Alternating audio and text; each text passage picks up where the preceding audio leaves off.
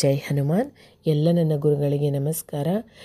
ಈಗ ನಾವು ಮಕ್ಕಳಿಗೆ ಎಲ್ಲ ತಾಯಂದ್ರೂ ಇಷ್ಟಪಡೋದು ಒಳ್ಳೆ ಥರದ ಆಹಾರ ಕೊಡಬೇಕು, ಪ್ರೋಟೀನ್ ಇರಬೇಕು, ಎನರ್ಜಿ ಇರಬೇಕು. ಯಾಕಂದರೆ ಮಕ್ಕಳಿಗೆ ನಾವು ಇವಾಗ ಯಾವ ಥರದ ಊಟ ಕೊಡ್ತಿರೋ ಅಷ್ಟು ಸ್ಟ್ರಾಂಗಾಗಿ ಮಕ್ಕಳ ಬೆಳವಣಿಗೆ ಆಗುತ್ತೆ. ಅವ್ರ ಬೋನ್ಸು, ಬ್ರೈನು, ಮಸಲ್ಲು ಪ್ರತಿಯೊಂದು ಸಹ ಈಗ ನಾವು ಜಂಕ್ ಫುಡ್ಸ್ ಕೊಡ್ತಾ ಬಂದರೆ ಅನ್ವಾಂಟೆಡ್ ಫ್ಯಾಟ್ ಆಗಿ ಮಸಲ್ಸ್ ಎಲ್ಲನೂ ಅನ್ವಾಂಟೆಡ್ ಫ್ಯಾಟ್ ಆಗಿ ಮಕ್ಕಳು ಚೆನ್ನಾಗಿ ಬೆಳವಣಿಗೆ ಆಗೋದಿಲ್ಲ. ಅದಕ್ಕೋಸ್ಕರ ಎಲ್ಲ ತಾಯಂದ್ರಿಗೆ ಇಷ್ಟ ಏನು, ಮಕ್ಕಳು ಹೆಲ್ದಿಯಾಗಿ ಬೆಳವಣಿಗೆ ಆಗಬೇಕು ಅಂತ ಹೇಳಿ.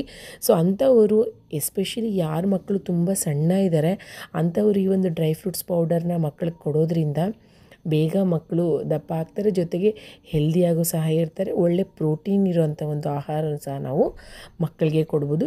ಇದನ್ನು ಸಿಂಪಲಾಗಿ ಮಾಡ್ಕೊಬೋದು. ನಾನಿಲ್ಲಿ ನನ್ನ 2 ವರ್ಷ ಮಗನಿಗೆ ಡ್ರೈ ಫ್ರೂಟ್ಸ್ ಪೌಡರ್ನ ಮಾಡ್ಕೊಳ್ಳೋದು ಹೇಗೆ ಅಂತ ಸಿಂಪಲಾಗಿ ತಿಳಿಸ್ಕೊಡ್ತಾ ಇದ್ದೀನಿ.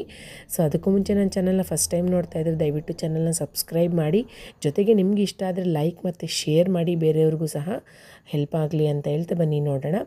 ಇಲ್ಲಿ ನೀವು ಎಲ್ಲ ಥರದ ಡ್ರೈ ಫ್ರೂಟ್ಸ್ನೂ ಸಹ ನೀವು ತೊಗೊಬೋದು, ಯಾವುದ್ಯಾವುದು ಪೌಡರ್ ಆಗುತ್ತೆ. ಇಲ್ಲಿ ನಾನು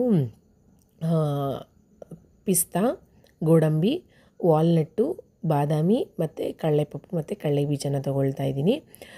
ಡ್ರೈ ಫ್ರೂಟ್ಸಲ್ಲಿ ಎಕ್ಸಸ್ ಆಫ್ ಫ್ಯಾಟ್ ಇದೆ, ಅಂದರೆ ಹೆಲ್ತಿ ಫ್ಯಾಟ್ ಇದೆ. ಈಗ ತುಪ್ಪದಲ್ಲಿ ಹೇಗೆ ಹೆಲ್ತಿ ಫ್ಯಾಟ್ ಇರುತ್ತೋ ಅದರಲ್ಲೂ ಸಹ ಒಳ್ಳೆ ಫ್ಯಾಟು ಈ ಡ್ರೈ ಫ್ರೂಟ್ಸಲ್ಲಿದೆ. ಇದನ್ನು ಕೊಡೋದ್ರಿಂದ ಮಕ್ಕಳು ಬೇಗ ದಪ್ಪನೂ ಆಗ್ತಾರೆ, ಜೊತೆಗೆ ಪ್ರೋಟೀನ್ ಇರುತ್ತೆ, ಎನರ್ಜಿನೂ ಸಹ ಇರುತ್ತೆ ಮಕ್ಕಳಿಗೆ.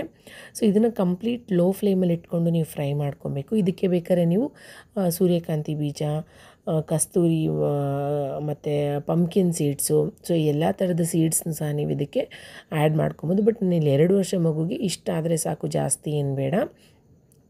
ನೋಡಿ, ಇಷ್ಟು ಮಾತ್ರ ನೀವು ನೀಟಾಗಿ ಇದನ್ನು ನೀವು ಫ್ರೈ ಮಾಡ್ಕೊಬೇಕಾಗುತ್ತೆ.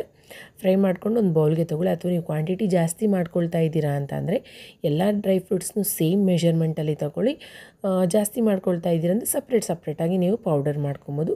ನಾನು ಜಸ್ಟ್ ಒಂದು 15 ಡೇಸ್ಗೆ ಆಗೋಷ್ಟು ಮಾಡ್ಕೊಳ್ತಾ ಇದ್ದೀನಿ. ಅದಕ್ಕೆ ಜಸ್ಟ್ 1 ಸ್ಪೂನ್ ಆಗೋಷ್ಟು ತೊಗೊಂಡಿದ್ದೀನಿ. Next makhana seeds. ಈ ಮಕಾನ ಸೀಡ್ಸ್ನ ಅಷ್ಟೇ ನೀವು ನೀಟಾಗಿ ಹುರ್ಕೊಬೋದು. ಯಾಕಂದರೆ ನೀವು ಇದನ್ನು ಚೆನ್ನಾಗಿ ಬೇಯಿಸಿ ಕೊಡಬೇಕು.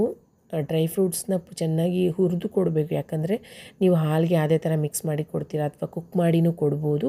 ಬಟ್ ಯಾಕೆ ಕಂಪ್ಲೀಟಾಗಿ ನೀವು ಇಲ್ಲೇ ಅದನ್ನು ಒಂದು 75% ನೀವು ಕುಕ್ ಮಾಡಿನೇ ಕೊಡೋದು ಬೆಟರ್ ಅಲ್ವಾ.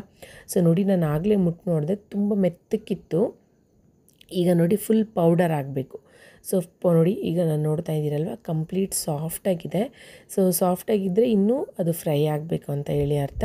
ನೀಟಾಗಿ ಮಕಾನ ಸೀಡ್ಸ್ನ ಅಷ್ಟೇ ಲೋ ಫ್ಲೇಮಲ್ಲಿ ಇಟ್ಕೊಂಡು ಇದನ್ನು ನಾನು 2 ಸ್ಪೂನ್ಸ್ ತೊಗೊಂಡಿದ್ದೀನಿ ಅದರ ಮೆಷರ್ಮೆಂಟಲ್ಲಿ.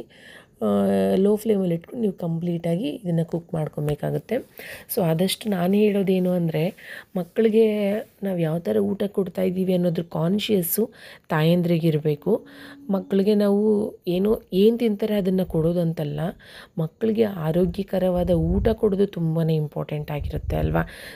ಎವ್ರಿ ಡಯಟಲ್ಲೂ ಅಷ್ಟೇ ನೀವು ಪ್ರತಿಯೊಂದು ಸತಿನೂ ಕ್ಯಾಲ್ಕುಲೇಟ್ ಮಾಡಿ ಮಕ್ಕಳಿಗೆ ಊಟ ಕೊಡಿ. ಯಾಕಂದರೆ ಇವಾಗ ಎಷ್ಟು ಆರೋಗ್ಯವಾಗಿ ಹ್ಯಾಬಿಟ್ನ ಮಾಡ್ಕೊಳ್ತಾರೋ ಅವರಿಗೆ ನೆಕ್ಸ್ಟ್ ಅಪ್ಕಮಿಂಗ್ ಹ್ಯಾಬಿಟು ಸಹ ಅದೇ ಥರ ಇದೆ. ನಾನು ಆಗಲೇ ಸ್ಮ್ಯಾಶ್ ಮಾಡಿ ತೋರಿಸಿದ್ನಲ್ವ, ಆ ಥರ ಸ್ಮ್ಯಾಶ್ ಆಗಿರಬೇಕು. ಆವಾಗ ಮಕಾನ ಸೀಡ್ಸು ಕಂಪ್ಲೀಟ್ ಬಾಯ್ಲ್ ಆಗಿದೆ ಅಂತ ಅರ್ಥ. ಇಷ್ಟನ್ನು ಕೂಲ್ ಆದಮೇಲೆ ನೀಟಾಗಿ ಪ್ಲೈನ್ ಪೇಸ್ಟ್ ಮಾಡ್ಕೊಳ್ಳಿ. ನುಣ್ಣಗೆ ರುಬ್ಕೊಬೇಕು.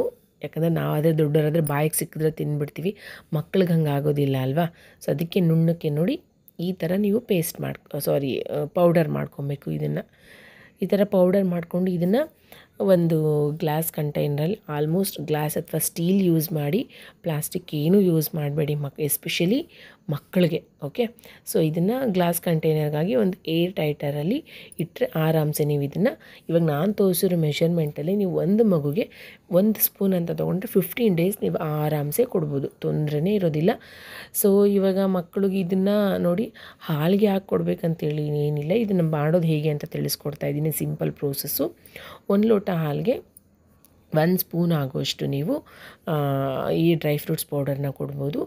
ನಾನಿಲ್ಲಿ ಆ್ಯಕ್ಚುಲಿ ನನಗೂ ಸಹ ಜೊತೆಗೆ ರೆಡಿ ಮಾಡ್ಕೊಳ್ತಾ ಇದ್ದೀನಿ, ಅದಕ್ಕೆ 2 ಸ್ಪೂನ್ ಹಾಕ್ತೆ. ಇದನ್ನು ಮಕ್ಕಳೇ ತಿನ್ನಬೇಕಂತೇನಿಲ್ಲ, ದೊಡ್ಡವರು ಸಹ ಇದನ್ನು ತೊಗೊಬೋದು. ಈ ಹಾರ್ಲಿಕ್ಸು ಅದು ಇದು ಬೇರೆ ಪೌಡರ್ಸ್ನೆಲ್ಲ, ಪ್ರಿಸರ್ವೇಟಿವ್ಸ್ನೆಲ್ಲ ಕೊಡೋದಕ್ಕಿಂತ ಈ ಥರ ನಾವು ಮನೆಯಲ್ಲೇ ಫ್ರೆಶ್ಶಾಗಿ ಪ್ರಿಪೇರ್ ಮಾಡಿಕೊಟ್ರೆ ನಮಗೂ ಒಂದು ಸ್ಯಾಟಿಸ್ಫ್ಯಾಕ್ಷನ್ ಅಲ್ವಾ. ಸೊ ಅವರು ನೀಟಾಗಿ ಇದನ್ನು ಕುಕ್ ಮಾಡಿ, ಸೊ ಕುಕ್ ಮಾಡಿದರೆ ನೀವು ಡೈರೆಕ್ಟಾಗೂ ಸಹ ಕೊಡ್ಬೋದು. ಇದನ್ನು ಹಾಲಲ್ಲೇ ಅಂತಲ್ಲ, ನೀವು ಬೇರೆ ಊಟ ಈಗ ಪ್ಯೂರೀಸ್ ಮಾಡ್ತೀರಾ 6 ತಿಂಗಳ ಮೇಲ್ಪಟ್ಟ ಮಕ್ಕಳಿಗೆ, ಸೊ ಪ್ಯೂರೀಸ್ಗೆ ಆ್ಯಡ್ ಮಾಡಿಕೊಡ್ಬೋದು. ಅಥವಾ 1 ವರ್ಷ ಮೇಲಿನ ಪಟ್ಟಿಗೆ ಅನ್ನ ತಿನ್ನಿಸ್ತಾ ಇದ್ದೀರಂದರೆ ಅನ್ನಕ್ಕೂ ಸಹ ನೀವು ಸೇರಿಸಿ ಕೊಡ್ಬೋದು. ಅಥವಾ ರಾತ್ರಿ ಅವ್ರು ಊಟ ಮಾಡಿದ್ರೆ ಬಿಸಿ ನೀರಿಗೂ ಸಹ ನೀವು ಇದನ್ನು ಸೇರಿಸಿ ಕೊಡ್ಬೋದು. ನೋಡಿ ನನ್ನ ಮಗ ಅಂತೂ ಇದನ್ನು ತುಂಬ ಇಷ್ಟಪಟ್ಟು ತುಂಬ ಎಂಜಾಯ್ ಮಾಡಿಕೊಂಡು ಕುಡ್ದ. ನೀವು ಸಹ ಟ್ರೈ ಮಾಡಿ, ಹೇಗಿತ್ತು ಅಂತ ನನಗೆ ಕಮೆಂಟ್ ಮುಖಾಂತರ ತಿಳಿಸಿ ಅಂತ ಹೇಳ್ತಾ ಥ್ಯಾಂಕ್ ಯು.